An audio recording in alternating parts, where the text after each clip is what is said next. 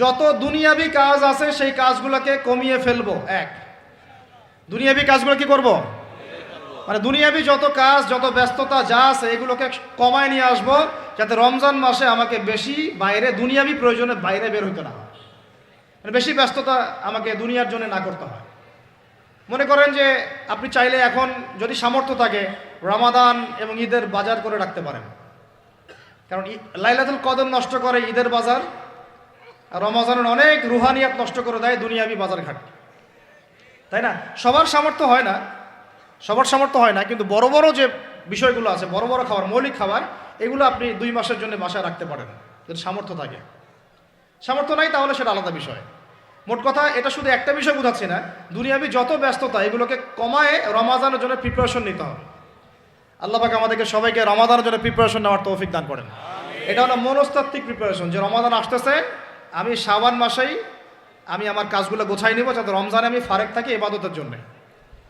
বুদ্ধিমানের কাজ না এটা? আল্লাহ পাক তৌফিক দান করেন, আমিন। 2 নম্বর হচ্ছে ভাই, রমাজানের আমরা সবাই 30টা সওম রাখবো বলে নিয়াত করি, আল্লাহ পাক তৌফিক দান করেন, আমিন।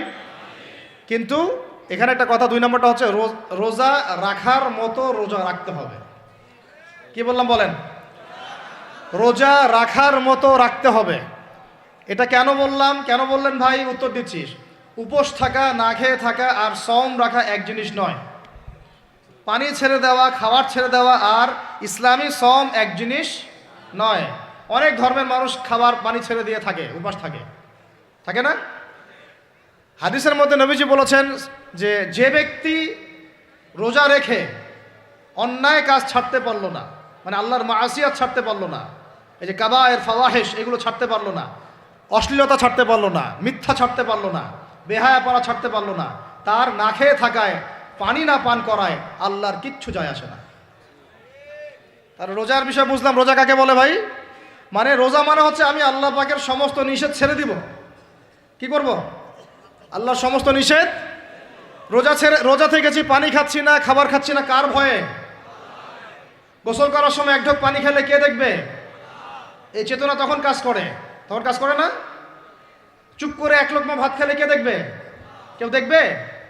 আল্লাহ ছাড়া কেউ দেখবে? কেউ দেখবে না। তারপর আপনি খান না কেন? আপনি খান না কেন? কারণ আপনি অনুভব করেন যে আল্লাহ পাক আমাকে দেখছেন। এটাই হলো ইহসান। এটার নাম কি?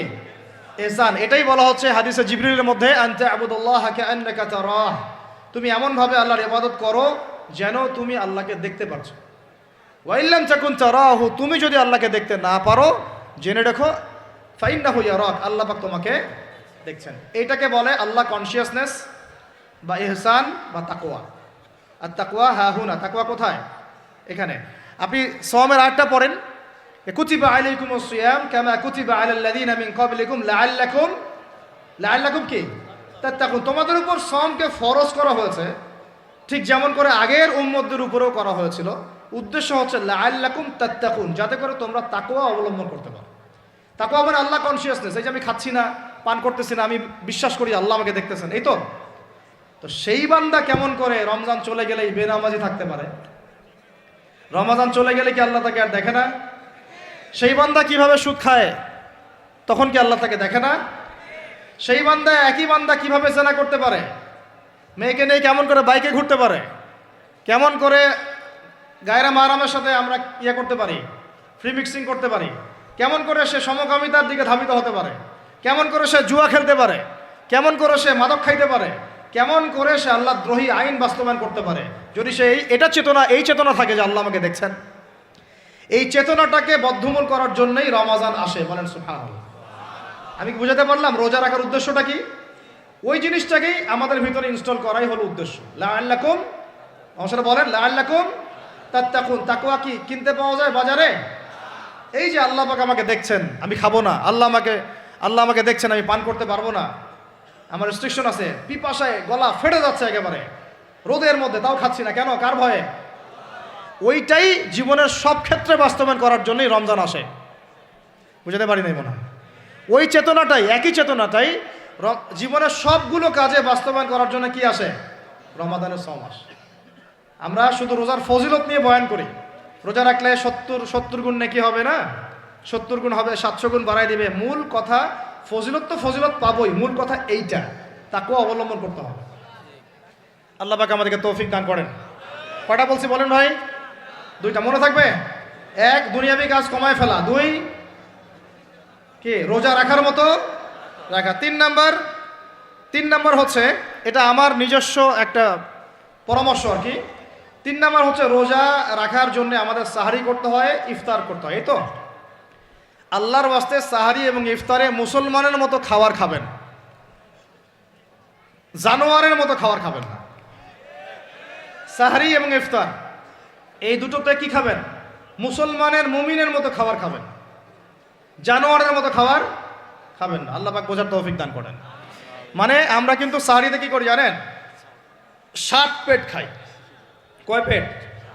নবীজি বলেছেন খাবে পেটের 1 ভাগ খাবার, 1 ভাগ পানি, 1 ভাগ, আবার বলি 1 ভাগ খাবার, 1 ভাগ পানি, 1 ভাগ। কার পেট খালি আছে এখন খাওয়ার সময় খাওয়ার টেবিলে? আমাদের ওস্তাদরা বলেন যে মুসলিম উম্মাহ, আমাদের ওস্তাদরা বলেন যে মুসলিম উম্মাহ খাবার টেবিলে হেরে গেছে, সে কখনো জিহাদের মাঠে জিততে পারবে না। বুঝতে পারেন নাই? বুঝতে পারলাম না মনে হয়। যারা খাওয়ারের টেবিলেই হেরে গেছি, এখানেই তো আপনি সুন্নাহ মাফিক খাইতে পারতেছেন না, প্রবৃত্তির কাছে হেরে গেলেন। গপ গপ গপ গপ করে খাচ্ছি 7 পেট ভর্তি করে, এখানে তো খাবারের সামনেই হেরে গেলাম, প্রবৃত্তির সামনে। সে আবার কাফেরদের সাথে জিতবে কেমনে? জিতবে আগে নিজের প্রবৃত্তির উপর জিহাদে তো জিততে হবে। আমার মন চাচ্ছে যে না করি, করবো না, এটার নাম জিহাদ, এটাও জিহাদ। মন চাচ্ছে সুদ খাই একটু, খাবো না, এটার নাম কি? জিহাদ। মন চাচ্ছে নামাজ না পড়ি, ঘুমায় থাকি, মন চাচ্ছে না, মন বলতেছে ঘুমাই ঘুমাই ঘুমাই, কিন্তু নামাজ পড়তে হবে। এই যে উঠলাম, অজু করলাম, গেলাম, এর নাম কি? এটাও এক প্রকার কি, বরং নফসের সাথে জিহাদটা অনেক বড় জিহাদ বলা হয়েছে, বলা হয় নাই? এটা মানুষকে শক্ত করবে। একটা মেয়ে সেটা প্রেম করতে মন চায়, করবো না, ওকে দেখবোও না, যাবো না কাছে, এটা শক্ত থাকার নাম কি? এটা মনের নফসের সাথে কি, বুঝেন? তো আল্লাহ পাক আমাদেরকে নফস শক্ত করার তৌফিক দান করেন। তো ভাই খাবার ইফতারেও এভাবে 7 পেট খাবেন না, সারিতেও খাবো না, ওয়াদা করি তো ইনশাল্লাহ। শোনেন, পরিমিত খাবেন, পুষ্টিকর খাবার খাবেন, পরিমিত খাবেন কিন্তু পুষ্টিকর খাবার খাবেন, তাহলে যথেষ্ট হবে ইনশাআল্লাহ। আর এখনকার যে খাবার, এদের বেশিরভাগই ভেজাল। যত বেশি খাবো তত দ্রুত অসুস্থ হব। এই যে আমাদের ফিটনেস দিন দিন খারাপ হয়ে যাচ্ছে। আমি নিজের কথা বলতেছি, শোনেন, এটা বলি না, এগুলো জাহিলি যুগের কথাবার্তা। আমার কাছে ওটা জাহিলি যুগ। মোহাম্মদ আশরাফুল আছে না, নাসির হোসেন, মোহাম্মদ রাশাফুল, এগুলো এরা বিকেএসপিতে খেলতো আর কি, থাকতো। বিভিন্ন জায়গায় কান্ট্রি লিগ খেলা হইতো, ফার্স্ট ক্লাস, প্রিমিয়ার লিগ, এইটা ওইটা। প্রথম যে কাজটা করায় সেটা হলো, ক্রিকেটের কথা বলতেছি আর কি, প্রথম যে কাজটা করায় যে মিনিমাম একটা মাঠকে 6টা থেকে 7টা রাউন্ড দিতে হবে। কয়টা রাউন্ড? 5 থেকে 6টা রাউন্ড দিতে হবে। 5 থেকে 6টা রাউন্ড দেওয়া আমাদের কাছে কোনো বিষয় ছিল না। 6টা আমরা মনে করতো কে কত বাড়াইতে পারে, কে 7টা, কে 8টা, কে 9টা, কে 10টা। এখন তো 2টা দিলেই জিব্বা বের হয়ে যাইতেছে। কথা বুঝতে পারতেছেন না মনে? ওয়েট তোলা কোনো বিষয় না। মনে করো ওয়েট তোলা, দু একটা ছেলেকে তুলে ফেলা যাবে, কষ্ট হবে একটু আর কি। এখন একটা দেখা যায় যে ওয়াইফকেও তোলা যায় না বলে করে, কথা এরকম আর কি। তো এই যে আমরা দিন দিন যে দুর্বল হয়ে যাচ্ছি, বুঝতে পারতেছেন না আপনারা? এটা দিন দিন যে আমরা আগের জেনারেশনের মতো শক্ত না। আমাদের দাদারা, তার দাদারা যেরকম স্ট্রং ছিলেন, আমাদের ইয়াংরাও কিন্তু অত স্ট্রং না। একটা ইয়াং ছেলেকে আপনি এখন 50 বছরের একজন মুরব্বীর সাথে পাঞ্জা লাগায় দেন, পারবে না, ও চাচাই জিতবে। তো এটার কারণ হচ্ছে ভেজাল খাবার, ভেজাল পরিবেশ, ভেজাল সব কিছু। আমরা যা খাচ্ছি বেশিরভাগই বিষ। আর আল্লাহর কসম, এগুলো মনিটর করার দায়িত্ব সরকারের, এগুলো মনিটর করার দায়িত্ব প্রশাসনের। এদেরকে মোবাইল কোর্টের আওতায় নিয়ে এসে একদম 1 বছরের জন্য ঢুকাইতে ভিতরে। আইনের সঠিক প্রয়োগ হলে এমনি সিধা হয়ে যাবে। বাঙালিদেরকে শুধু মিষ্টি মিষ্টি কথা বলে কাজ হবে না, মাঝে মাঝে কঠিন শাসন লাগে। বড় বড় কান্ট্রিগুলো আপনারা দেখে আসেন, মনে করেন রাস্তায় ড্রাইভিংয়ের সীমা দেওয়া আছে 100 কিলো, ওরা যদি 110, 120 চালায় কেউ কিচ্ছু বলবে না, কোনো ট্রাফিক পুলিশও নাই। মোবাইলে একটা মেসেজ চলে আসবে যে তোমার এই 1500 রিয়াল, 2000 রিয়াল জরিমানা করা হয়েছে। দিবা না, ড্রাইভিং লাইসেন্স বাতিল। ওটা বাতিল তো হবেই, 6 মাসের জন্য জেল খাটবা। বাপ বাপ করে টাকা দিয়ে আসবে। টাকা না দিলেও আর ভয়ে চালাবে না, বাবারে বাবা একবার 1500 রিয়াল খাইছি আর আমার খাওয়া যাবে। আইন শুধু থাকলে হয় না, আইনের একদম কঠোর বাস্তবায়ন থাকতে হবে। এই জিনিসটা যদি থাকে দেখবেন সমাজ ঠিক হয়ে গেছে ইনশাআল্লাহ। আল্লাহ পাক আমাদের সবাইকে কথাটা মন থেকে বোঝার তৌফিক দান করেন। আমরা কি কারো শত্রু? আমরা সবার শুভাকাঙ্ক্ষী। যদি এই জিনিসটা শক্তভাবে বাস্তবায়ন করা যায় দেখবেন খাবারের ভেজাল এমনি বন্ধ হয়ে গেছে। মানুষকে মেরে ফেলতেছে খাবার দিয়ে, আর 3 দিনের বাসি তেল দিয়ে রান্না করছে, বললো একদম টাটকা রান্না, খেয়ে ফেলে। এই যে কোলেস্টেরল বেড়ে গেল, ক্যান্সার হচ্ছে। গরু ইঞ্জেকশন দিয়ে ফুলায় ফাবায় মোটা তাজা করে ফেলা দিল, করে নাই? কি অবস্থা মানুষের বুদ্ধি! চালের মধ্যে এটা মিশাচ্ছে, ডালের মধ্যে ওইটা মিশাচ্ছে, পানির মধ্যে কি মিশাই দিচ্ছে, ড্রেনের পানি বলতেছে মিনারেল ওয়াটার। হ্যাঁ, ডাব খাবেন, ডাবের পানি আগে ইঞ্জেকশন দিয়ে বের করে ফেলাইছে, আগে খাই ফেলছে, অল্প একটু বাকি আছে, ওটার দাম হাঁকাচ্ছে 150 টাকা। নিচ থেকে উপর পর্যন্ত আমাদের সমাজে খালি প্রতারণা আর প্রতারণা চলতেছে। এই কারণে আমাদের উপর থেকে আল্লাহর রহমত দিন দিন উঠে যাচ্ছে। আমাদেরকে সতর্ক হওয়া উচিত, আমাদেরকে সৎ হওয়া উচিত। সৎ হইতে পয়সা লাগে না, সৎ হইতে পয়সা লাগে। সবাই যার যার জায়গা থেকে ভালো হয়ে যায়, কিচ্ছু করা লাগবে না ইনশাআল্লাহ। আপনি মাদক খায়েন না, কেউ জোর করে মাদক খাওয়াবে? আপনি নিজে সুদ খায়েন না, কেউ জোর করে সুদ খাওয়াবে?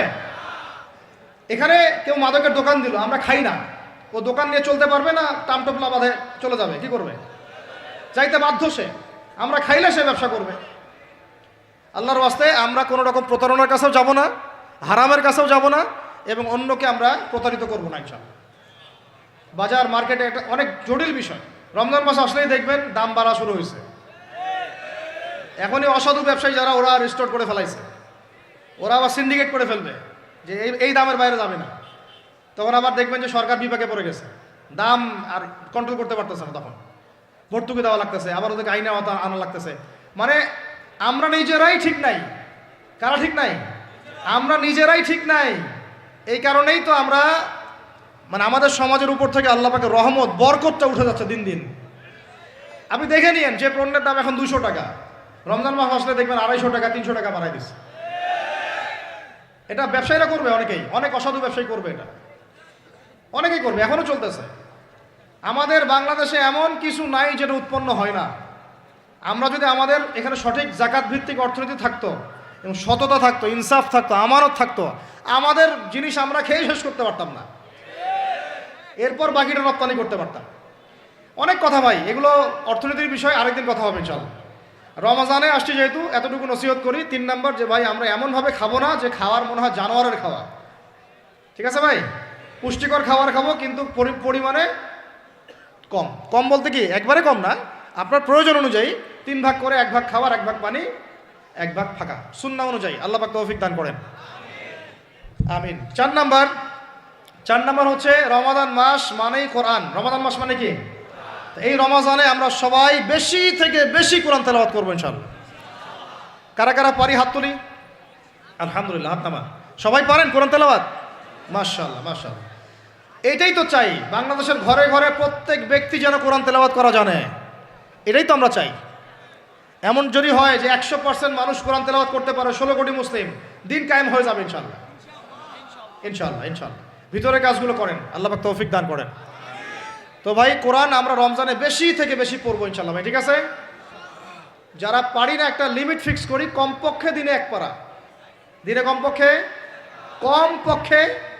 1 পারা, তাহলে 30 দিনে 1 খতম হবে। ওকে, আরও বেশি পারি 2 পারা, তাহলে 2 খতম হবে। আরও বেশি পারি 3 পারা।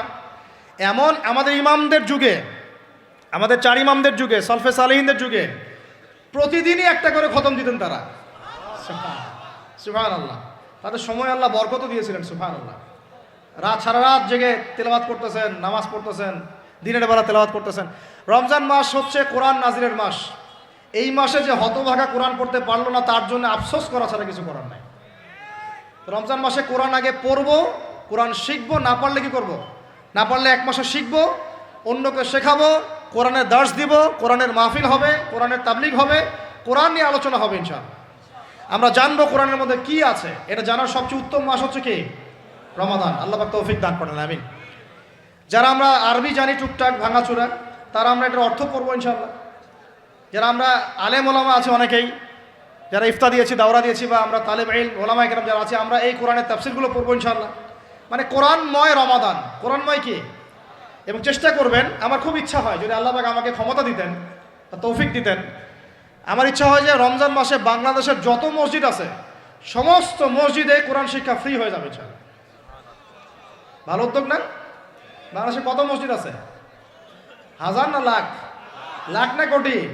হয়তো কোটি কোটি মসজিদ থাকতে পারে।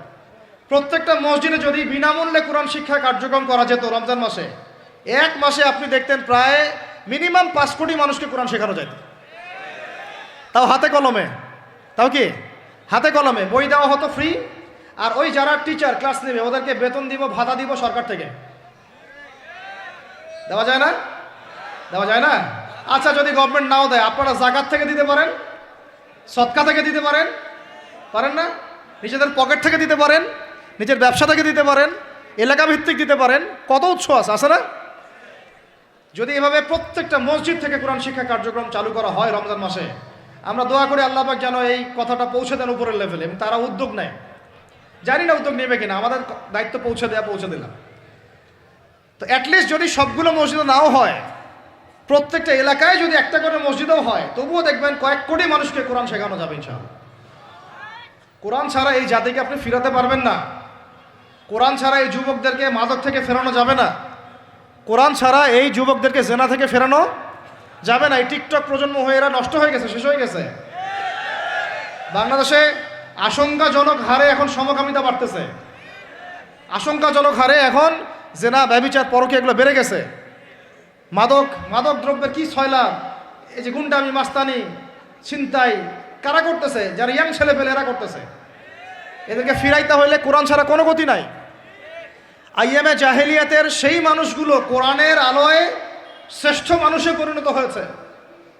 কথা বুঝতে পারেন নাই? আইএমএ জাহেলিয়াতের সেই মানুষগুলা যারা একসময় নিজের মেয়েকে দাফন করেছিল জীবন্ত। ইন্না লিল্লাহি ওয়া ইন্না ইলাইহি রাজিউন। চিন্তা করা যায়? আপনি আপনার মেয়েকে দাফন করতে পারবেন জীবন্ত?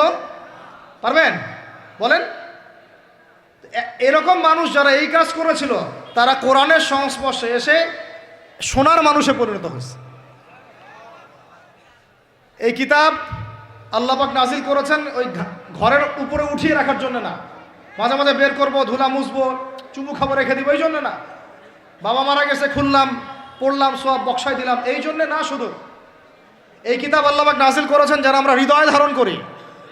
কোথায় ধারণ করি? তো হৃদয়ে ধারণ করবো তো তখনই যখন আমি বেশি তেলাওয়াত করব, বেশি বেশি পড়বো, সবাইকে পড়াবো, শেখাবো। আল্লাহ পাক আমাদের সবাইকে কোরআনের বিপ্লব ঘটানোর তৌফিক দান করেন, আমিন। তো প্রিয় ভাইরা, 4 নম্বর কাজ, কোরআন শিখবো, পড়বো, শেখাবো, দর্শ দিব। কোরআনের একদম বিপ্লব রমজান মাসে ইনশাআল্লাহ কোরআনময় রমাদান হবে ইনশাআল্লাহ। রমজান মাসে অন্য কোনো বইও পড়ার দরকার নেই। প্রয়োজনে কোরআন পড়েন, হাদিস পড়েন, আর কোরআন পড়েন। কোরআন এবং হাদিস, অন্য কোনো বই, বিষয়ভিত্তিক বই পড়ার দরকার নাই। আর অ্যাটলিস্ট 1 মাস আপনি না পড়েন। এরপরে আসি 5 নাম্বার। একটু বড় হয়ে যাচ্ছে যদিও, আমি সংক্ষিপ্ত করে বোঝাচ্ছি, শোনেন। 5 নাম্বার হচ্ছে রমাদান মাসে, একটু ধৈর্য ধরেন। রমাদান মাসে আমরা ফরজ ইবাদতগুলোকে সর্বোচ্চ গুরুত্ব দিব ইনশাআল্লাহ। যেমন সবার আগে কি? সালাত। এই একটাই বল, সালাত। সালাত নাই, ইসলাম নাই। সালাত নাই, সে ব্যক্তি মুসলিম না। সোজা কথা শোনেন, সালাত অস্বীকার করে সে ব্যক্তি মুসলিম না। নবীজি বলছেন, মান তারাকা সালাতান মুতাআম্মিদান ফাকাদ কাফারা। কেউ যদি ইচ্ছা করে সালাতকে অস্বীকার করে, ছেড়ে দেয়, সে ব্যক্তি কি হয়? কাফারা, কুফরি করে। সালাত না পড়ার কারণে ইমামগণ বলেছেন তাকে মুসলমানদের কবরস্থানে দাফনও করবা না। কোন কোন ইমাম বলেছেন তাকে জানাজাও দিবা না। কোন কোন ইমাম বলেছেন তাকে জেলখানায় বন্দি করে রাখবা। কোন কোন ইমাম বলেছেন তাকে মৃত্যুদণ্ডের শাস্তি দিবা। আমি এমনি এমনি বলতেছি না, ইমামদের কওলগুলো পড়ে দেখেন। নামাজ না পড়াটা যেমন তেমন পাপ না তো, ইচ্ছা হইলে পড়লাম, ইচ্ছা হইলে পড়লাম না, এমন না। যারা নামাজি তারাও যদি নামাজে সচেতন না হয়, তাদের জন্যও শাস্তি আছে। নাউজুবিল্লাহ। ফাওয়াইলুল লিল মুসাল্লিন আল্লাযীনা হুম আন সালাতিহিম সাহুন আল্লাযীনা হুম ইউরাউনা ওয়া ইয়ামনাউনাল মাউন। এখানে বলা হচ্ছে মুসল্লিদের জন্য দুর্ভোগ, যে মুসল্লিরা নামাজ সম্পর্কে গাফেল, উদাসীন। আবার যারা মানুষকে দেখানোর জন্য নামাজ পড়ে এবং এই যে ছোটোখাটো সাহায্য করতে অস্বীকৃতি জানায়, সূরা মাউন পড়েন, তাহলে মুসল্লিদের জন্য গাফেলতির যদি শাস্তি হয়, তাহলে যারা পড়ে না ওদের কি হবে বলেন? ওই যে ওই সূরাটা কি জানি নাম, মুজাম্মিল না মুদ্দাসির, হাফেজে কোরআন কে আছে, মা মা সালাকাকুম মিন সাকার, হ্যাঁ তাই না? সূরা মুজাম্মিল না মুদ্দাসির, মা সালাকাকুম ফি সাকার, মা সালাকাকুম ফি সাকার। জাহান্নামে যখন ঢুকানো হবে, এই ফেরেশতারা জিজ্ঞাসা করবে, কিসে তোমাদেরকে জাহান্নামে নিয়ে আসলো, কি পাপ করছিলা? তারা বলবে, তখন তারা বলবে ক্বালু, তারা বলবে, ওই জাহান্নামীরা বলবে লাম নাকু মিনাল মুসাল্লিন। কি বলবে তারা? লাম নাকু মিনাল মুসাল্লিন, আমরা মুসল্লি ছিলাম না, আমরা নামাজ পড়তাম না। তাহলে বেনামাজির পরিণতি কি বলেন? জাহান্নাম। ওয়ালাম নাকু নুতঈমুল মিসকিন, আর আমরা মিসকিনদেরকে খাবার দিতাম না। সুবহানাল্লাহ। আল্লাহ পাক আমাদেরকে সালাত আদায় করার তৌফিক দান করেন। রমাদান মাসে শক্ত করে নামাজ ধরবেন ইনশাআল্লাহ, আল্লাহ পাক তৌফিক দান করেন। 5 ওয়াক্ত নামাজ চেষ্টা করব জামাতে পড়ার জন্য। যদি জামাত ছুটেও যায় তাও পরে জামাত করে নেবেন, সেটাও না পড়েন অ্যাটলিস্ট বাসায় পড়বেন। রাজি আছেন? এই যুবকরা কি হলো, বসো বসো, অল্প সময় বসেন। আরে আপনাদের চেয়ে আমার তারা বেশি, আমি 4 ঘন্টা সফর করে আসছি, আবার 4 ঘন্টা সফর করতে হবে আমাকে। আপনারা তো এখান থেকে বাসায় চলে যাবেন, যার বাসায়। এত ব্যস্ত কেন? বসেন। এখন কথা হচ্ছে যে নামাজের সাথে আরো অনেক ফরজ আছে না? যেমন পর্দা কি ফরজ না ফরজ না? যাকাত ফরজ না ফরজ না? তারপরে আল্লাহ পাকের আনুগত্য করা, এটা ফরজ না ফরজ না? রাসূলের আনুগত্য, তাওহীদ ফরজ না সুন্নত? তো এই জিনিসগুলো ফরজগুলোকে শক্ত করে ধরবো ইনশাআল্লাহ। রাজি আছেন? তাহলে 4 নাম্বার হচ্ছে রমজান, এটা কি 5 নাম্বার না? 5 নাম্বার রমজান মাসে ফরজ ইবাদতগুলোতে সর্বোচ্চ গুরুত্ব দিব ইনশাআল্লাহ। রাজি? 6 নাম্বার হচ্ছে, এটা কত 6 বলছি? 5। 6 নাম্বার হচ্ছে ফরজের পাশাপাশি সুন্নত এবং নফলের পাবন্দি। ফরজের পাশাপাশি সুন্নত এবং নফলের পাবন্দি মানে দেখেন, ফরজ নামাজের আগে পিছে অনেক নামাজ আছে না সুন্নত? দৈনিক 12 রাকাত সুন্নত যে ব্যক্তি পড়বে তার জন্য জান্নাতে ঘর নির্মাণ করা হবে। কোন 12 রাকাত? ফজরের আগে 2, ফজরের আগে, জোহরের আগে 4, তারপরে 2, তারপরে মাগরিবের পরে, এশার পরে, মোট কত হইল? 12। এই 12 রাকাত নামাজ যে ব্যক্তি দৈনিক পড়বে তার জন্য জান্নাতে ঘর নির্মাণ করা হবে ইনশাআল্লাহ। তো রমজান ছাড়া এগুলো ধরার উত্তম কোনো সময় আছে? অনেক সময় মিস হয়ে যায়, রমজানে যেন ধরি আমরা, আল্লাহ পাক তৌফিক দান করেন। এর পাশাপাশি দেখেন দৈনন্দিন অনেক সুন্নতের আমল আছে না? বিভিন্ন কাজের দোয়া, মাসনুন দোয়া, জিকির আজকার, এগুলো আছে না? এই প্রত্যেকটা কাজকে শক্ত করে আঁকড়ে ধরবো ইনশাআল্লাহ, আল্লাহ পাক তৌফিক দান করেন, আমিন। যে কাজটা করবেন তার আগে জেনে নেবেন ওই কাজটা কিভাবে করলে সুন্নত হবে। সকালে উঠে এক দৌড় দিয়ে বাথরুমে যাবেন না, উঠে আগে বসবেন, চোখ ঘষবেন, মুখ থেকে ঘুমের ভাব দূর করবেন, তারপরে বলবেন আলহামদুলিল্লাহ আল্লাযী আহইয়ানা বা'দা মা মাতানা ওয়া ইলাইহিন নুশুর। তারপরে আপনি যাবেন আস্তে আস্তে বাথরুমে, বাম পা দিয়ে ঢুকলেন, ইস্তেঞ্জা করলেন, ডান পা দিয়ে বের হবেন। ঢোকার সময় দোয়া আছে, আল্লাহুম্মা ইন্নী আউযু বিকা মিনাল খুবসি ওয়াল খাবাইস। বের হওয়ার সময় আলহামদুলিল্লাহ আল্লাযী আযহাবা আনিল আযান ওয়া আফানি উফরানাকা, দোয়া আছে। এগুলো সুন্নাহ মোতাবেক কাজ করবেন। বুঝাতে পারতেছি? কাপড় পরবেন, যে কোনো কাপড় পরবেন না। যে কাপড় যে সুন্নত নবী পরতেন সেই সুন্নত পরবেন। চেহারা নবীর মতো হতে হবে, ক্লিন শেপ চেহারা চলবে না, ক্লিন শেপ চেহারা চলবে না। অনেকে মনে করেন যে এটা তো ফরজ কিছু না, এত তাচ্ছিল্য করেন কেন? এটাকে শেভ করা মানে হলো নবীর সুন্নতকে জবাই করা। বুঝাতে পারি নাই? এক মুষ্টি রেখে কাটেন, সেটা আলাদা ইস্যু, আলাদা মাসআলা। কিন্তু পুরুষের চেহারায় দাড়ি থাকতেই হবে, মাস্ট বি। পোশাক আশাক থাকতেই হবে নবীর মতো। আমরা আমাদের সংস্কৃতি নিয়ে গর্বিত না? গর্বিত না? ইসলামিক সংস্কৃতি কোনো দেশ, জাতি, বর্ণ নির্দিষ্ট করে আছে না সবার জন্যে? আমাদের নবী কি আরবদের নবী না পুরো বিশ্বের নবী? তাহলে আমাদের নবীর সুন্নত কি শুধু আরবরা পালন করবেন, আমরা সবাই করব? এখন আমাদের সবার চেহারা নবীর সুন্নাহ অনুযায়ী হতে হবে। গোফ ছোট করতে হবে, দাড়ি লম্বা করতে হবে, পোশাক ঠিক করতে হবে, টাকনুর উপরে কাপড় পরতে হবে। এখন ছেলেরা পরে টাকনুর উপর কি, হ্যাঁ ছেলেরা পরে টাকনুর নিচে, আর মেয়েরা পরে কি উপরে। এরপরে বসে ছেলের সাথে বাইকে, দেখবেন হাঁটু পর্যন্ত দেখা যায়। বিষয়টা এমন না এখন? হুজুর আপনারাও দেখেন না? আমরা দেখি না, আপনারা দেখান। আমরা কি করি না? আমরা দেখি না, বরং আপনারা দেখান। দেখালে আমরা চোখটা সরাই বলি আউযু বিল্লাহি মিনাশ শাইতানির রাজিম। চোখে পড়লে আমরা কি বলি? আউযু বিল্লাহি মিনাশ শাইতানির রাজিম। এখন আসেন, আমাদের পোশাক আশাক, কথাবার্তা, চলাফেরা, আমল, খাওয়া, ঘুম, ব্যবসা বাণিজ্য যা আছে, রাজনীতি, অর্থনীতি, সমাজনীতি, সব কিছু নবীর সুন্নাহ মাফিক ঢেলে সাজাইতে হবে। রাজি কি না? রমজান মাসে এটা নিয়াত করা যাবে ইনশাআল্লাহ? ইনশাআল্লাহ। আল্লাহ পাক তৌফিক দান করেন, আমিন। কয়টা বলছি ভাই? 6টা। 7টা? 6টা। 7 নম্বর আসেন ভাই। 7 নম্বর হচ্ছে আমরা কোনো অবস্থায় হারাম কোনো রিজিকে যাব না। রাজি? রোজা রাখতেছেন, ইবাদত করতেছেন, নামাজ পড়তেছেন, তারাবি পড়বেন, অনেক কিছু করবেন। এবার এদিকে রিজিকে সুদ, এদিকে রিজিকে ঘুষ, রিজিকে এখানে দুর্নীতি, এখানে করাপশন, এখানে মাপে কম দেওয়া, একটা ইবাদতও কবুল হবে না।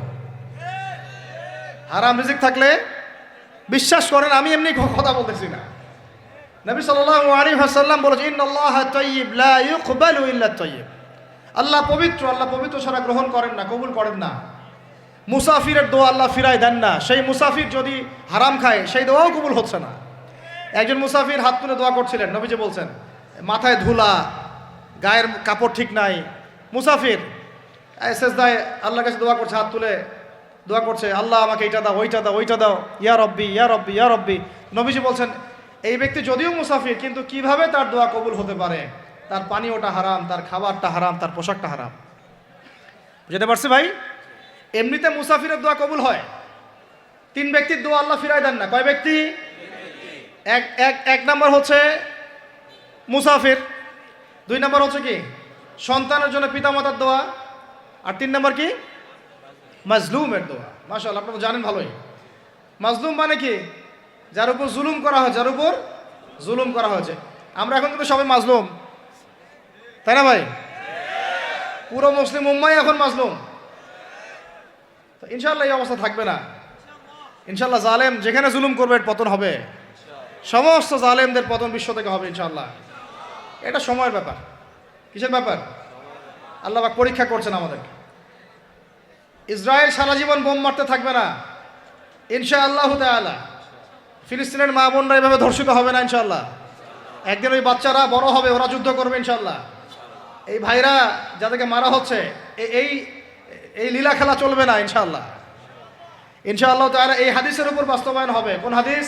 নবীজি বলেছেন, লা তুকাতিলুন্নাল ইয়াহুদ, তোমরা অবশ্যই এই জালেম ইহুদিদের সাথে যুদ্ধ করবেই।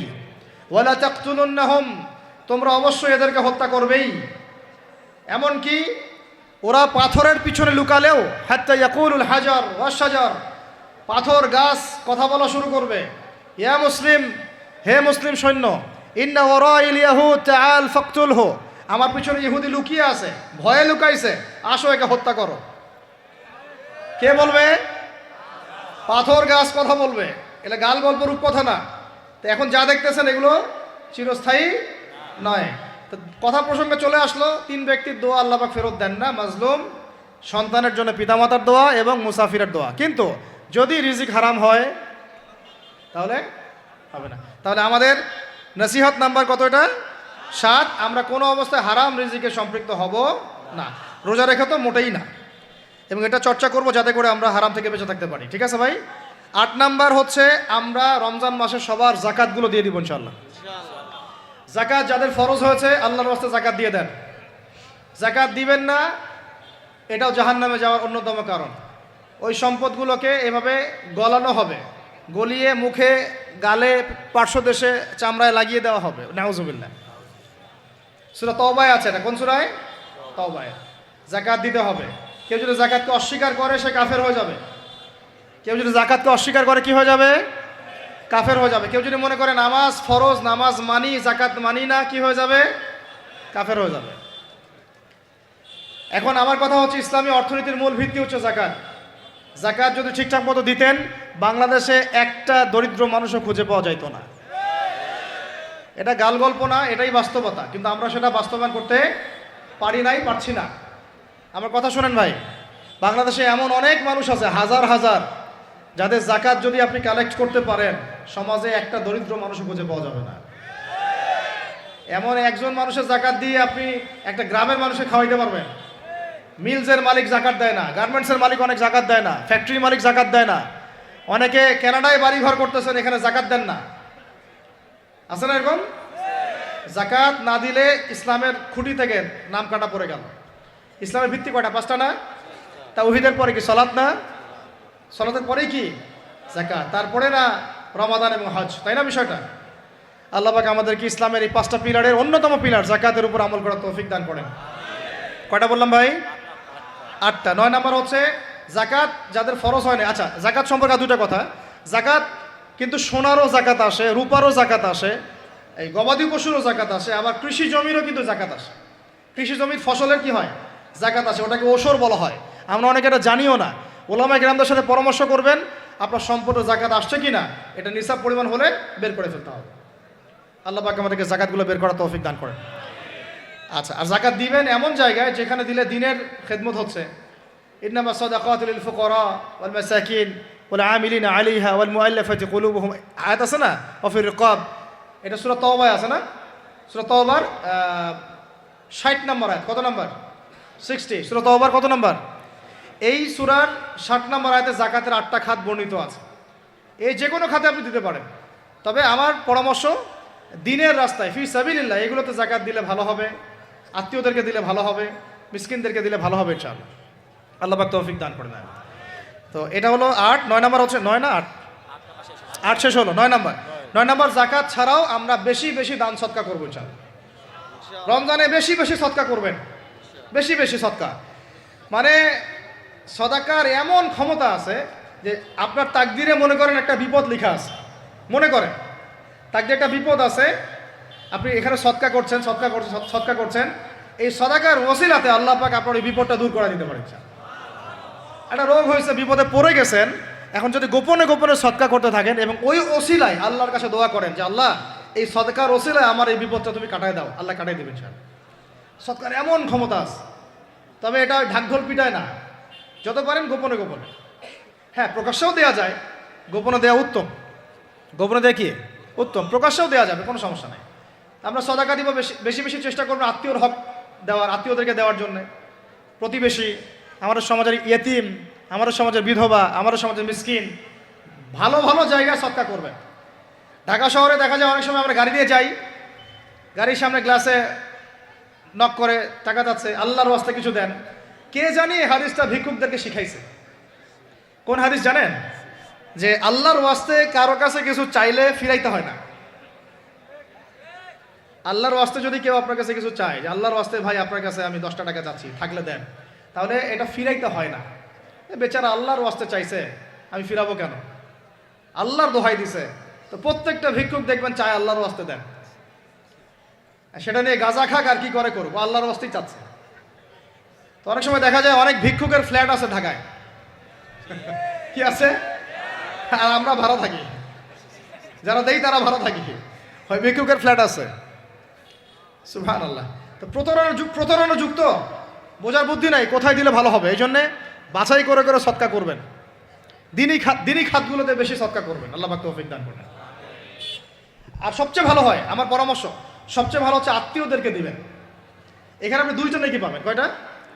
এক, আত্মীয়র হক রক্ষা করলেন, হক আদায় করলেন, তার নেকি, সদকা তো করলেন, এটার নেকি আছে। আবার আত্মীয়র সম্পর্ক বজায় রাখলেন, সুসম্পর্ক বজায় রাখলেন, এটা আরেকটা নেকি। আত্মীয়তার সম্পর্ক রক্ষা করা বিশাল ইবাদত। মানে এটা সিলাতুর রাহিম, এটা আল্লাহ পাকের আরশের সাথে ঝুলে থাকে। যে আত্মীয়তার সম্পর্ক রক্ষা করে আল্লাহ পাক তাকে রক্ষা করবেন। আত্মীয়তার সম্পর্ক যে নষ্ট করে দেয় আল্লাহ পাক এই কেটে ফেলবেন এটাকে। আত্মীয়তার সম্পর্ক নষ্ট করতে হয় না। আত্মীয়তার সম্পর্ক নষ্টকারী জান্নাতে যায় না, এটা না হাদিসটা ওস্তাদ? লা ইয়াদখুলুল জান্নাতা কাতিউর রহমি, মানে আত্মীয়তার সম্পর্ক, রক্তের সম্পর্ক যারা কাতি মানে কেটে ফেলে তারা জান্নাতে যাবে না। তো প্রিয় ভাইরা, আমরা আত্মীয়তার সম্পর্ক রক্ষা করবো ইনশাআল্লাহ। এখন আত্মীয়দের মধ্যে সবাই একরকম হয় না, এক এক মানুষ এক এক বুঝের। কেউ হয়তো আলট্রা মডার্ন, কেউ এক্সট্রা অর্ডিনারি মডার্ন, ঠিক আছে, কেউ দিনের ধার কাছেও নাই, কেউ নাস্তিক, এরকম আছে তো নাকি? তা আপনি সৌজন্যমূলক সম্পর্ক বজায় রাখবেন, সালাম কালাম বিনিময়ে আসলে মেহমানদারি করা, সৌজন্যমূলক সম্পর্ক কি করবেন? বজায় রাখবেন। আল্লাহ পাক আমাদেরকে বোঝার তৌফিক দান করুন। কটা বলছি? 8 না 9? 9টা। 10 নম্বর হচ্ছে ভাই, রোজা রেখে বেশি বেশি ইস্তেগফার করবেন। কি করবেন বলেন? রোজা রেখে বেশি বেশি ইস্তেগফারের সবচেয়ে ছোট্ট বাক্যটা হচ্ছে আস্তাগফিরুল্লাহ ওয়া আতুবু ইলাইহি। কি বললাম বলেন? আস্তাগফিরুল্লাহ ওয়া আতুবু ইলাইহি। এইটুকু পারা যাবে না? দিনে কমপক্ষে 100 বার। কতবার? দিনে কমপক্ষে 70 বার বা 100 বার। দিনে কমপক্ষে 70 বার বা 100 বার। আরও বেশি পারলে আরও ভালো। ওই যে হিসনুল মুসলিম একটা বই আছে না, বা কিতাবুজ জিকির, কিতাবুদ দোয়া, আল আসকার, এমন অনেক বই পাওয়া যায়। এই বইগুলো কিনবেন, ওখানে দেখবেন অনেক জিকির আজগার দেওয়া আছে, দৈনন্দিন জিকির আজগার দেওয়া আছে, তাসবিহ তাহলিল দেওয়া আছে, সকাল সন্ধ্যার মাসনুন দোয়াগুলো দেওয়া আছে। এগুলো মুখস্থ করেন, কিছু হলেই হুজুর দোয়া করে দেন, হুজুর ফু দিয়ে দেন, হুজুর পানি পরা দেন। আগে হুজুরের উপর ডিপেন্ডেন্সি কেন আপনার? নিজে আল্লাহর কাছে চাওয়া শিখেন। সেজদায় গিয়ে আল্লাহকে বলেন, আল্লাহ আমার অসুস্থ, আমি অসুস্থ, আমাকে শেফা দাও। সেজদায় গিয়ে বলেন, আল্লাহুম্মা আতিনা ফিদ দুনিয়া হাসানা ওয়া ফিল আখিরাতি হাসানা ওয়া কিনা আযাবান নার। হাত উঠান, আল্লাহকে বলেন, আল্লাহুম্মা আইনি আলা যিকরিকা ওয়া শুকরিকা ওয়া হুসনি ইবাদাতিক। আল্লাহকে বলেন, ইয়া শাফি, ইয়া আল্লাহ, ইয়া রহমান, ইশফিনি, আমাকে শেফা দান করেন। আগে আল্লাহর সাথে কথা বলা শিখেন, তাই না ভাই? তারপরে দোয়া নিবেন, পানি পরাও নিতে পারেন, ঝাড়ফুঁক দিতে পারেন, সেটা আছে বৈধতা অবশ্যই, এটাও ঠিক আছে। কিন্তু আগে আপনি আল্লাহকে চিনতে শিখেন। বেশি বেশি রোজা রেখে ইস্তেগফার করবেন, আল্লাহ পাক তৌফিক দান করেন, আমিন। একটা বইয়ের নাম বলেছে হিসনুল মুসলিম, আল আসকার, কিতাবুদ দোয়া, এরকম অনেকগুলো বই আছে বাজারে। এগুলো কিনে বাসায় মুখস্থ করার চেষ্টা করেন, আল্লাহ পাক তৌফিক এনায়েত করেন, বলি আমিন। কয়টা বললাম? 10টা। 11 নম্বর, আসলে আমার মার্কিংটা উল্টা পাল্টা তো, যে বুঝতে পারতেছি না, ঠিক আছে। 11 নম্বর হচ্ছে, শোনেন, 11 নম্বর হচ্ছে, দেখেন, কোরআন খুলবেন, দেখবেন প্রথমে রোজার প্রসঙ্গ যেখানে আসছে, কুতিবা আলাইকুমুস সিয়াম, সেখানে আগে আসছে সিয়ামের কথা, তারপরে আসছে শাহরুর রমাদান আল্লাযী উনজিলা ফীহিল কোরআন, কোরআনের কথা, তারপরে আবার আসছে ওয়াইদা সাআলাকা ইবাদি আন্নী ফাইন্নী করিব, দোয়া করার কথা। সুবহানাল্লাহ, কিসের কথা? প্রথমে আসছে রোজা রাখার কথা, তারপরে কোরআনের কথা, তারপরে আল্লাহর কাছে কি করার কথা? দোয়া করার কথা। যখন আমার বান্দারা তোমাকে জিজ্ঞাসা করে, যে আমার সম্পর্কে জিজ্ঞাসা করে, ওয়াইদা সাআলাকা ইবাদি আন্নী, বলো ফাইন্নী করিব, আমি কাছেই আছি, উজিবু দাওয়াতাদ দাঈ ইযা দাআন, দোয়াকারী যখন দোয়া করে আমি তার দোয়া শ্রবণ করি। সুবহানাল্লাহ। ফালিয়াস্তাজিবু লি ওয়াল ইউমিনু বি, আমি তার দোয়া শুনি, অতএব সেও যেন আমার কথা শুনে। সুবহানাল্লাহ। এবং আমার প্রতি ঈমান নিয়ে আসে। তাহলে রোজা রেখে বেশি বেশি কি করব বুঝে ফেলছেন? কি বলেন? দোয়া করবেন। কোরআনের পরে কিসের কথা আসছে? রোজাদারের দোয়া ফেরত দেওয়া হয় না। দোয়া কবুল হওয়ার অন্যতম একটা অস্ত্র হচ্ছে রোজা রেখে দোয়া করা। কেমন করে ফেরত দিবে? আল্লাহর জন্য আমরা না খেয়ে আসি, তাই না? আল্লাহ পাকের মায়া হবে না, দয়া হবে না? আমার বান্দা না খেয়ে আছে, আমার বান্দা পানি ত্যাগ করছে, আমার বান্দা স্ত্রী সহবাস ত্যাগ করছে, হালালগুলো ছেড়ে দিয়েছে আমার জন্যে, তা আমি কেন তার দোয়া? অবশ্যই আল্লাহ পাক উপযুক্ত মনে করলে দোয়া কবুল করবেনই করবেন ইনশাআল্লাহ। দোয়া করার পদ্ধতি জানতে হবে। হারাম খাওয়া যাবে না, শিরিক করা যাবে না, বেদাত করব না। ইনশাআল্লাহ দোয়া করার আগে আল্লাহর প্রশংসা করব, নবী সাল্লাল্লাহু আলাইহি ওয়াসাল্লামের প্রতি দরুদ পড়ব, ঠিক আছে? দোয়া কবুলের সময়গুলো বেছে বেছে দোয়া করব, ইনশাআল্লাহ দোয়া কবুল হবে। আল্লাহ পাক আমাদেরকে রোজা রাখা অবস্থায় বেশি বেশি দোয়া করার তৌফিক দান করেন। কটা হচ্ছে? 11। 12 নম্বর হচ্ছে, রমজান মাসে তারাবির নামাজ জামাতে পড়ব। কি বললাম বলেন? রমজান মাসে সালাতুত তারাবি জামাতে পড়ব। এখন আমি আরও 3টা কথা বাড়াই দিচ্ছি। কেউ হজম করতে পারলে করেন, যদি না করতে পারেন, বদহজম হয়ে যায়, কিছু করার নাই। বদহজম যদি হয়ে যায়, পরে আমাদের সাথে মাদ্রাসায় এসে বসেন, কিতাবপত্র খুলে দেখাবো, কথা হবে ইনশাআল্লাহ, ঠিক আছে? অনলাইন গরম করার দরকার নাই। রমজান মাসে আমরা তারাবির নামাজ পড়বো ইনশাআল্লাহ জামাতে। কোথায়? জামাতে ইনশাআল্লাহ। 1। 2 নম্বর, তারাবির নামাজ পড়বো 20 রাকাত। কত রাকাত? 20 রাকাত। আর যদি বলেন যে আমি ভাই কম পড়ি, পড়েন আপনি বাসায়, কোনো সমস্যা নাই। আপনি আপনার মতো করে বাসায় পড়েন, কোনো সমস্যা নাই। যদি ওমর রাদিয়াল্লাহু আনহু এর উপর আমল করে থাকেন, আমার আমল করতে কোনো সমস্যা নাই। যদি উসমান রাদিয়াল্লাহু আনহু 2 আযান চালু করে থাকেন তাহলে আমার আমল করতে কোনো সমস্যা নাই। ওই যে হাদিসটা বলেছিলাম প্রথমে, কে নাজাত প্রাপ্ত ফেরকা, মা আনা আলাইহি ওয়া আসহাবি, আমি আর আমার সাহাবীরা যার উপরে আছি। আরেকটা হাদিস কি, আলাইকুম বিসুন্নতি ওয়া সুন্নতি খুলাফায়ে রাশিদিন মাহদিয়িন মিন বাদি, তোমাদের উপর অবধারিত হচ্ছে, ওয়াজিব হচ্ছে আমার সুন্নতকে আঁকড়ে ধরা এবং আমার সাহাবীদের সুন্নতকে কি আঁকড়ে ধরা। কার কার সুন্নত? আমার সুন্নতকে আঁকড়ে ধরো এবং আমার সাহাবীদের সুন্নতকে আঁকড়ে ধরো, খোলাফায়ে রাশেদার সুন্নতকে আঁকড়ে ধরো, যারা মাহদিয়িন হেদায়েত প্রাপ্ত মিন বাদি, আমার পরে। সাহাবায়ে কেরাম যদি কিছু চালু করেন আমল করতে কোনো দোষ নাই, বরং এটাই হচ্ছে সুন্নতের আরও শ্রেষ্ঠ অনুসরণ। কারণ আমি তো ওমরের চেয়ে বড় পরহেজগার হইতে পারবো না, পারবেন? তাহলে আমি তো উসমানের চেয়ে দিন বেশি বুঝি না, তিনি যদি 2 আযান চালু করতে পারেন তাহলে আমি তাকে বেদাতি বলতে পারি না, নাউজুবিল্লাহ। যদি আমি তাকে এভাবে শব্দ প্রয়োগ করা হয়েছে বাংলাদেশে, উসমান রাদিয়াল্লাহু আনহু যদি 2 আযান চালু করে থাকে ওটা বেদাত হয়ে গেছে, নাউজুবিল্লাহ বলেন, নাউজুবিল্লাহ। সাহাবীরা কিছু চালু করলে যদি বেদাত হয় তাহলে সুন্নত হবে কি? তাহলে সুন্নত কোনটা হবে? তাহলে এই ব্যক্তি এরকম কথা যদি কেউ বলে থাকে তাহলে তার উচিত হবে এখনই রুজু করে ফিরে আসা, অহংকার না করা, হঠকারিতা না করা, এখনই ইস্তেগফার করে তওবা করে ফিরে আসা, আল্লাহ মাফ করে দিবেন ইনশাআল্লাহ। আর এর উপর হঠকারিতা থাকে না, ওসমান রাদিয়াল্লাহু আনহু যদি 2 আযান চালু করে থাকে তিনি ভুল করেছেন, তিনি বেদাত করেছেন, নাউজুবিল্লাহ। বিশ্বাস করেন সাহাবীদেরকে এভাবে কটাক্ষ করলে, আন্ডারএস্টিমেট করলে, এভাবে কথাবার্তা বলে, শানের খেলাফ কথা বললে ঈমানও চলে যেতে পারে। আমরা নবীকে মানব সাহাবীদের মানদণ্ডে, সাহাবীদের বুঝের উপর আমাদের বুঝ না। আমি বুঝাতে পারতেছি না। নবীকে মানব, অবশ্যই মানব। কার মাধ্যমে? কাদের মধ্য দিয়ে? সাহাবাদের তরিকার মধ্য দিয়ে। সাহাবাদের তরিকা আমি কি ধাবাস করে পাবো? তাবেই লাগবে, তাবেই লাগবে। এই সিলসিলা মেনটেন করে আমাকে মানতে হবে। কোরআন এবং হাদিস তো সবার ভাষায় আছে। আপনাকে যদি আমি এখন বলি যে ক্রিপ্টোকারেন্সি হালাল না হারাম, আপনি কি বের করে দিতে পারবেন এখন আমাকে? পারলেও আপনার আরও 15-20 বছর পড়াশোনা করতে হবে। তারপরে যারা এগুলো নিয়ে গবেষণা করে তাদের কাছে আসতে হবে, জিজ্ঞাসা করতে হবে, বলতে হবে, তারা ফতোয়া দিলে মানতে হবে। ফাসআলু আহলা যিকরি ইন কুনতুম লা তা'লামুন, তোমরা আহলে জিকিরদেরকে জিজ্ঞাসা করো, আহলুল ইলমদেরকে জিজ্ঞাসা করো যে বিষয় তোমরা জানো না। তাহলে আমাদের সমাজে এরকম অনেক ফিতনা চলতেছে, অনলাইনে এই ফিতনাগুলো অনেক বেশি। আর ইয়াং ছেলেপেলেরা এখন দিন শেখে অনলাইন থেকে, এরা দিন মাদ্রাসায় এসে শিখতেছে না। স্পেশালি যারা জেনারেল লাইন থেকে আসছেন তাদের সমস্যা আরও বেশি এবং তারা অনেকে বিভ্রান্ত হয়ে যাচ্ছেন। তাই আমি রিকোয়েস্ট করব, কথা অন্যদিকে নিয়েন না, আমি আপনার দুশ্মন না, আমি আপনার বন্ধু, শুভাকাঙ্ক্ষী। আপনাদেরকে ওলামায়ে কেরামদের সহবতে আইসা দিন শিখতে হবে, অ্যাপস থেকে দিন শিখবেন না। অ্যাপস থেকে একবারে হাদিসের রেফারেন্স পাইছি, বাস কাম সারা।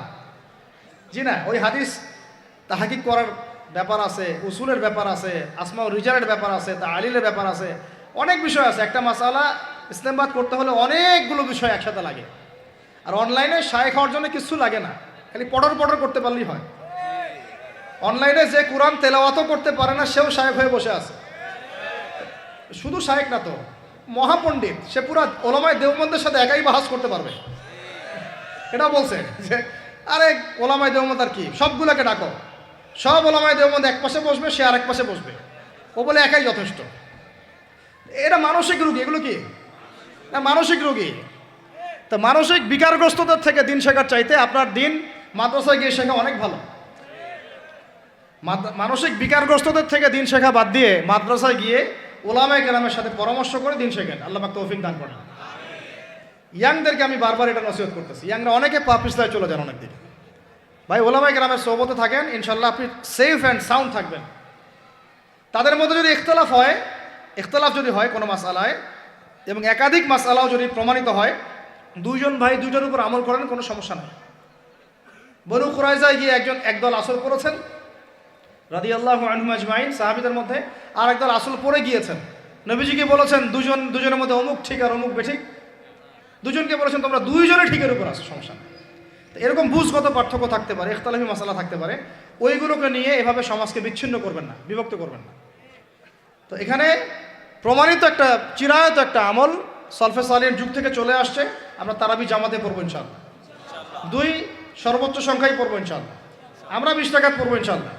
আপনি যদি 8 রাকাত বা 12 রাকাত 14 রাকাত 15 রাকাত পড়তে চান পড়েন, কোনো সমস্যা নাই। আপনার সাথে আমি যুদ্ধ করতে যাব না, এটা তো ফরজ না। ফরজ কি?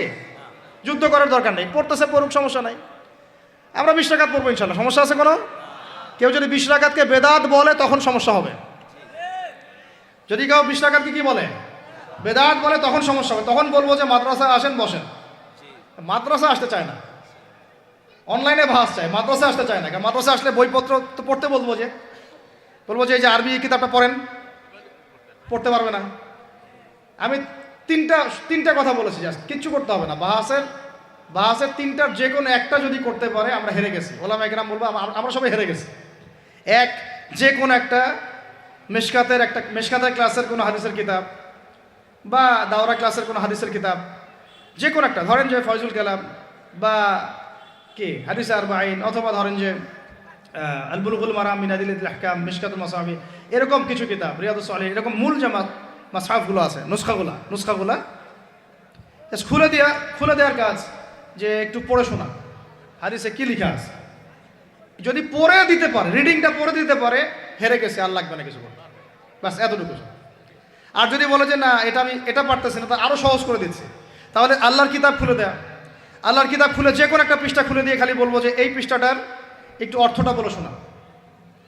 এই যে এই পৃষ্ঠাটার খুললাম, এটা কোন সূরা? সূরা কলম। ইন্না রাব্বাকা হুয়া আ'লামু বিমান দাল্লা আন সাবিলিহি ওয়া হুয়া আ'লামু বিল মুহতাদিন। এইভাবে ফালা তুতিউল মুকাজ্জিবিন ওয়াদ্দু লাউ তুদহিনু ফায়ুদহিনুন, এখান থেকে শেষ পর্যন্ত ক্বালু ইয়া ওয়াইলানা ইন্না কুন্না তাগিন। জাস্ট এটা পড়ে অর্থটা বলেন কি লেখা আছে। যদি অর্থ বলতে পারে, হেরে গেছি, বাস, আর কিছু লাগবে না। এটাও যদি না পারে, তৃতীয় অপশন, লাস্ট, যে কোনো একটা পৃষ্ঠা খুলে বলবো যে ভাই, হে আমার দিনী ভাই, মুসলিম ভাই, শুধু এইটাকে রিডিংটা পড়ে শোনান, অর্থও করতে হবে না, সহি শুদ্ধভাবে। যদি পড়তে পারেন, হেরে গেছি, বাস। আর কিছু বলতে পারবো? আর কিছু বলার আছে? ব্যাস। মানুষ কত বেয়াদব হলে, এবং কত মানে কি ভাষা নাই আসলে বলার। একজন আলেমকে বলতেছে সে নাইট বয়, একজনকে বলতেছে কিউট বয়, একজনকে বলতেছে সে কি প্লে বয়, টাইটেলগুলো বের করে আনতেছে। আলেমদেরকে বলতেছে অমুক আলেম হচ্ছে প্লে বয়, অমুক আলেম হচ্ছে নাইট বয়, অমুক আলেম হচ্ছে কিউট বয়। আস্তাগফিরুল্লাহ। বেয়াদবি। কারণ কোরআন হাদিসের কিতাব, আদব, তাজকিয়া, এগুলো তো এক জিনিস না। ওলামা কেরামের সাথে থাকলে আদব আর তাজকিয়া শেখা যায়। ওলামা কেরামের সোহবতে থাকলে কি হয়? আদব শেখা যায়, তাজকিয়া শেখা যায়। এলেম থাকলে তো আদব আসে না। এগুলো তো পর্নোগ্রাফি যারা দেখে ওদের কথা এগুলো। পর্ন ইন্ডাস্ট্রিতে যারা ছিল, তারা পর্ন ইন্ডাস্ট্রিতে দেখা যায় প্লে বয় শব্দ আছে, কিউট বয় শব্দ আছে, হ্যাঁ, নাইট বয় শব্দ আছে। তো এগুলো এরা জানলো কিভাবে? তাহলে কি আমরা ধরে নিব যেটাই 52 সেটাই 53? হ্যাঁ, আচ্ছা, আল্লাহ মাফ করুন। আমরা কিছু গেস করতে যাচ্ছি না। আমরা যে বাহাসের 3টা শর্ত দিয়েছি, ভাই এই 3টার একটা যদি করে দেখাইতে পারে, আমি হেরে গেছি। শুধু হেরে গেছি না, আমি জীবনে স্টেজে উঠবো না ইনশাল্লাহ। ওয়াজও করা বাদ দিয়ে দেবো ইনশাল্লাহ। জান, আর কি বলবো? মাসআলা সাবিত করতে হবে না। তো আমরা ওলামায়ে কেরামের সোহবতে যেহেতু আসি, ওলামায়ে কেরামদের সম্মিলিত ফতোয়া, তারাবির সালাত কত রাকাত? 20 রাকাত। ব্যাস, পড়বো ইনশাল্লাহ। 1 নম্বর জামাতে পড়বো, তারপরে ইনশাল্লাহ আমরা 20 রাকাত পড়ার চেষ্টা করবো। বাধ্যতামূলক না ভাই, আপনি চাইলে অল্প পরে চলেও যেতে পারেন। আপনি টায়ার্ড হয়ে গেছেন, 10 রাকাত পড়ছেন, 12 রাকাত পড়ছেন, বাসায় গিয়ে বাকিটা পড়বেন বা পরে পড়বেন, বা পড়লেনও না, গোনা হবে না। কিন্তু একটা চিরায়ত, আপনি চিরায়ত একটা সুন্নাতকে বেদাত বলতে পারেন না। বেদাত বললে তখন আপনার সাথে বাহাস হবে। কি হবে? বাহাস হবে। আর 3 নম্বর কথা হচ্ছে, তারাবির সালাত আমরা খতমে তারাবি পড়বো ইনশাআল্লাহ, একদম খতমে তারাবি। এটা নিয়েও কিন্তু কথা উঠছে, খতমে তারাবি বেদাত। আরে ভাই, রমজান মাসে যদি কোরআন খতম না দেয়, কোন মাসে খতম দিবে? এখনো তো মক্কা মদিনায় আপনি দেখবেন কি হচ্ছে, খতমে তারাবি এখনো ওখানে হচ্ছে। তো ওখান থেকে জোরে আমিন নিয়ে আসতে পারেন, 20 টাকার তারাবি আনতে পারেন না? ওখান থেকে আপনি রফুল ইয়াদাইন নিয়ে আসতেছেন, ঠিক আছে, ওকে ফাইন, আমরা কোনো ঝগড়া করতেছি না, এটা আছে, দলিল আছে, আমল করুক, সমস্যা নাই। কিন্তু আপনি সেখান থেকে খতমে কুরআন নিয়ে আসতে পারতেছেন না। আমরা কিছু নিব না, এমন কেন হচ্ছে? কে বলছে যে তারা কোনো মাযহাব ফলো করে না? তারা হাম্বলি ফিকহ ফলো করে, চলে। তারা একটা নির্দিষ্ট এবং 4 মাযহাবের 4টা ফিকহের ব্যাপারে তারা উদার। বড় বড় বিশ্ববিদ্যালয়গুলোতে 4টা মাযহাবের গভীর পড়াশোনা করানো হয়। এরপরে যদি কেউ মুস্তাহিদ হয়ে যায় সে তখন ইজতিহাদ করে চলবে ইনশাআল্লাহ। কিন্তু ওই রকম দাবি কয়জন করতে পারে যে আমি মুস্তাহিদ হয়েছি? তো আল্লাহ পাক আমাদেরকে তৌফিক দান করেন, এগুলো কথা বোঝার তৌফিক দান করেন। এগুলো বলতে চাইনি, প্রসঙ্গ এসে গেল, বলে ফেললাম। এখন ভাই বলেছি তারাবির নামাজ জামাতে খতমে তারাবি চেষ্টা করব ইনশাআল্লাহ 20 রাকাত পড়ার। আল্লাহ পাক তৌফিক দান করে। কত বললাম ভাই? 12 আর 3টা 13 14 15। 13 হচ্ছে শেষ রাত্রেও কিছুটা সময় হলেও আল্লাহকে ডাকার চেষ্টা করেন, সুন্নত নফল কিছু পড়ার চেষ্টা করেন, দোয়া করেন, কিছু কোরআন তেলাওয়াত করেন। ওই সময় আল্লাহ পাকের রহমত নেমে আসে। আল্লাহ পাক আহ্বান করতে থাকেন, কে আছো আমার কাছে চাইবা, কে আছো আমাকে ডাকবা, কে আছো আমাকে আমার কাছে কিছু চাইবা, ডাকবা, ক্ষমা প্রার্থনা করবা, আমি তোমাকে ক্ষমা করে দিব, আমি তোমাকে যা চাও তাই দিব, আমি তোমার ডাকে সাড়া দিব। এইভাবে আল্লাহ পাক ফজর পর্যন্ত বলতে থাকেন। ইনশাআল্লাহ ইনশাআল্লাহ এটাকে কিয়ামুল লাইল করবেন, তাহাজ্জুদ পড়বেন। এটা তাহাজ্জুদ আপনি পড়ে এমন না যে আপনি তারাবি পড়েছেন বলে পরে নামাজ পড়তে পারবেন না, এমন না কিন্তু বিষয়টা। আপনি পরেও শেষ রাত্রেও নামাজ পড়তে পারবেন ইনশাআল্লাহ। আল্লাহ পাক তৌফিক দান করেন, আমিন। 13 হয়েছে, 13 শেষ। 14 হচ্ছে ভাই যদি সামর্থ্য থাকে রমজান মাসে একটা ওমরা করে আসে। যদি সামর্থ্য থাকে, সবার তো সামর্থ্য নাই, কিন্তু যদি সামর্থ্য থাকে রমজান মাসে একটা ওমরা করে আসতে পারেন। আল্লাহ পাক যারা নিয়াত করেছে ওমরা করার, আল্লাহ পাক করার তৌফিক দান করেন। আর যারা আল্লাহর ঘর দেখে নাই, আল্লাহ পাক সবাইকে দেখার তৌফিক দান করেন। যারা হজ ফরজ হয়েছে অবিলম্বে হজ করার তৌফিক দান করেন। আল্লাহ পাক আমরা সবাইকে ফরজ হজ আদায় করার তৌফিক দান করেন। এবং যাদের সামর্থ্য আছে আল্লাহর মাকবুল বান্দা, তাদেরকে আল্লাহ পাক বেশি বেশি আল্লাহর ঘর জিয়ারত করার তৌফিক দান করেন, আমিন। তো ওইখানে না গেলে ভাই ইসলামের অনেক কিছু বোঝা যায় না, মন থেকে উপলব্ধি করা যায় না। এই যে রাসূলের জীবনী আপনি পড়তেছেন, সুন্নতগুলো আমল করতেছেন, যখন তার রওজার সামনে দাঁড়াবেন, সালাম দিবেন, আসসালামু আলাইকা আইয়ুহান নবী ওয়া রাহমাতুল্লাহি ওয়া বারাকাতুহু, আপনার কলিজাটা একদম কেঁদে উঠবে। তখন মনে হবে যে এখানে নবী সাল্লাল্লাহু আলাইহি ওয়াসাল্লাম এখানেই আছে।